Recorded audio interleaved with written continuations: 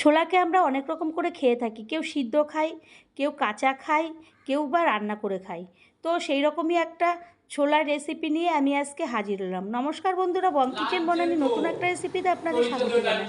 আমি আজকে যে রেসিপিটি বলবো সেটি হলো কাঁচা ছোলা। আমি প্রায় 2 ঘন্টা আগে ভিজিয়ে রেখেছিলাম, তারপরে ভালো করে ধুয়ে পরিষ্কার করে একটা বাটির মধ্যে গ্যাসের ওভেনে বসিয়ে দেবো। তো গ্যাসের ওভেনে বসিয়ে ওর মধ্যে 1 চামচি নুন দিয়ে দেবো এবং ঢাকনা দিয়ে ঢেকে দেবো। কিছুক্ষণ পরে ছোলাটা হয়ে গেলে ঢাকনাটা খুলে সেই ঢাকনাটার মধ্যে আমি একটা চামচির সাহায্যে জলগুলো ঝরিয়ে আমি ছোলাগুলোকে তুলে নেব। তো আমি এই রেসিপিটা কীভাবে করব শেষ পর্যন্ত না দেখলে একদমই বুঝবেন না। তো আমার পুরো ছোলাগুলো জল ঝরিয়ে তোলা হয়ে গেল। এদিকে একটা গ্যাসের ওভেনে আমি কড়াই বসিয়ে গরম করতে দিলাম, তার মধ্যে সাদা তেল দিয়ে দিলাম। সাদা তেলটা যখন গরম হয়ে যাবে আমি চামচি দিয়ে ভালো করে নেড়ে চেড়ে দেখবো যে তেলটা গরম হয়ে গেছে। তখন আমি 2টো শুকনো লঙ্কা আর 2টো তেজপাতা ফোড়নে দেব। তো ফোড়নটা যখন ভাজা ভাজা হয়ে যাবে তখন আমি ওটাকে দেখবো দিয়ে দেব সাদা জিরা।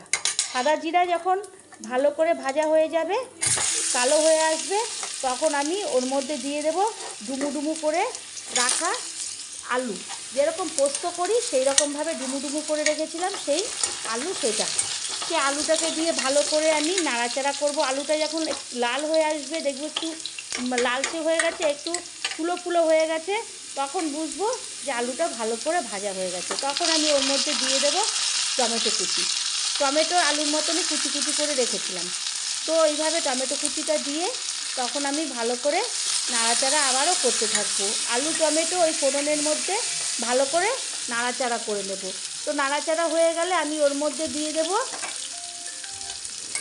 লঙ্কা কুচি।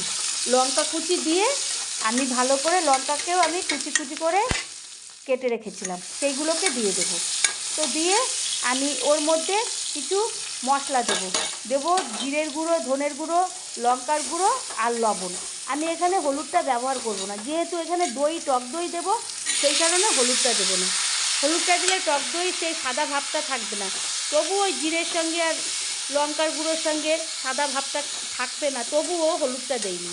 এরপরে আমি দিয়ে দিলাম ছোলাটা, যে ছোলাটাকে সিদ্ধ করে রেখেছিলাম এই ছোলাটা। তার মধ্যে একটুখানি আমি দিয়ে দিলাম চিনি। নিরামিষের রান্নায় চিনি না দিলে তাহলে টক ঝাল মিষ্টির ব্যালেন্স থাকবে না।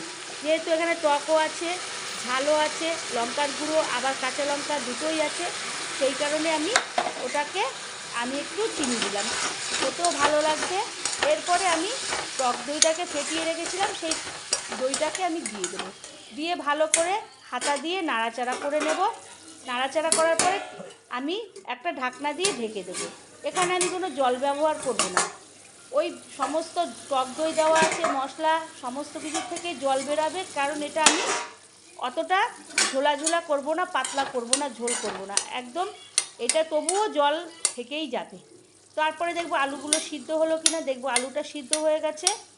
আর তারপরে আমি আলুটা দেখছি হ্যাঁ সিদ্ধ হয়ে গেছে, তো আমি ভালো করে নাড়াচাড়া করে নেব গ্যাসটাকে। তারপরে দিয়ে দেব কাসুরি মেথি। কাসুরি মেথি দিলে একটা অন্যরকম সেন্ট বেরায় এবং খেতেও ভালো লাগে, যেহেতু টক দই আছে সেই কারণে কাসুরি মেথি দিয়ে দিলাম। এরপরে আমি গ্যাসটাকে অফ করে দেব, কারণ কাসুরি মেথির গন্ধটা যদি আমি গ্যাসটা জ্বালিয়ে রাখি সেটা উবে যাবে। তো আমি ভালো করে এরপর নাড়াচাড়া করব হাতা দিয়ে, সমস্ত কিছু এক জায়গায় করে নেব। এরপরে আমি যে দই ছোলেটা করলাম সেইটাকে একটা প্লেটে নিয়ে নেব।